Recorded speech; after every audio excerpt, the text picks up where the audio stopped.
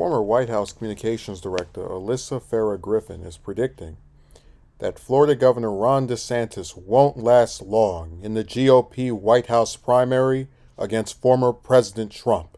On DeSantis, I think he's so overhyped. I'm just going to be honest. I have seen Trump take out every mini version of Trump for the last 5 years, Griffin said during Thursday's edition of ABC's The View. Right now, the party wants someone other than Trump. They want Trump light, so they're boosting and hyping DeSantis. DeSantis has not announced any plans to seek the Republican nomination for president, but is widely expected to in the coming months. Trump declares candidacy for a second term in the White House soon after last fall's midterm elections. One recent Club for Growth poll showed DeSantis with the lead on Trump in a potential head-to-head matchup, but Trump leads the Florida governor in a number of other top polls. A Monmouth University survey published this week found a third of Republican voters saw Trump as their top presidential pick, and another third favored DeSantis. Griffin, who worked as a top aide to Trump during his time in the Oval Office before later becoming a vocal critic of his, said DeSantis' recent strategy, largely ignoring national media and what she says is lack of experience on national stage, could hurt him if he decides to run. I think he will implode once Trump keeps going after him and going after him, she said. How ugly this got this quickly is remarkable and really spells for a very bad 2 years ahead. Trump has ratcheted up his attacks on DeSantis in recent months as speculation about the governor's presidential ambitions have grown. On Tuesday, he went after the governor on his social media app, Truth Social, reposting allegations that DeSantis was at a party with underage girls when he was a high school teacher, and saying that he would not have endorsed DeSantis had he known he voted against a border security bill when he was a member of the House in 2018. Man, I didn't even get to cover the underage girl story. I spend my time delivering results for the people of Florida and fighting against Joe Biden. DeSantis responded at a press conference on Wednesday. That's how I spend my time. I don't spend my time trying to smear other Republicans. Before we get into Griffin's thing, because I'm probably not going to cover the underage story because it's something that I don't think, it's oversaturation at this point with the Trump DeSantis stuff. But I'm just going to say this.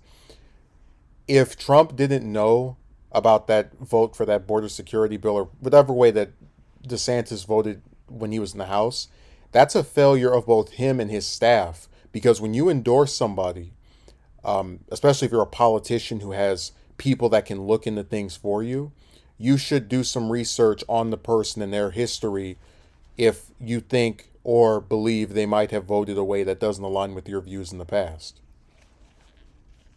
So that's no fault of DeSantis's. Now I haven't seen any proof that corroborates this underage girl thing. So right now I'm just gonna take it at face value.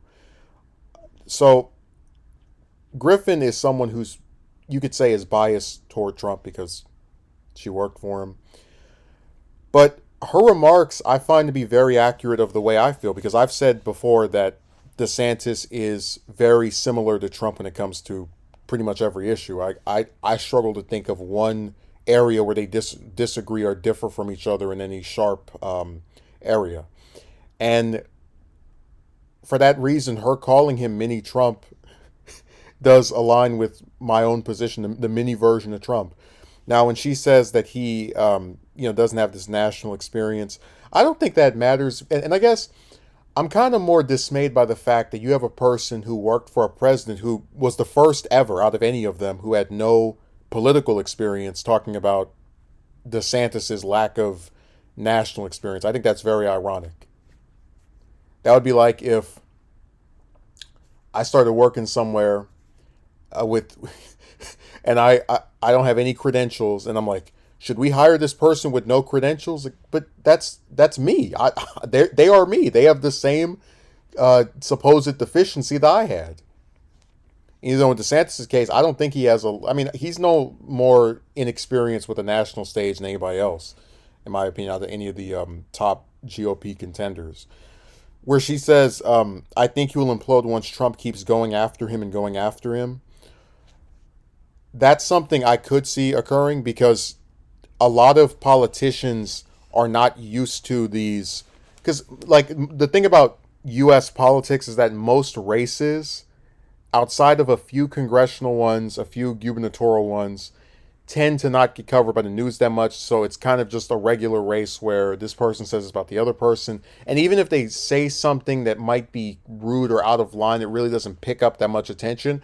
I'm sure it does weigh on DeSantis to some extent to think that the most recent president from his party is trashing him and talking ill of him, and now, as DeSantis claims, smearing him.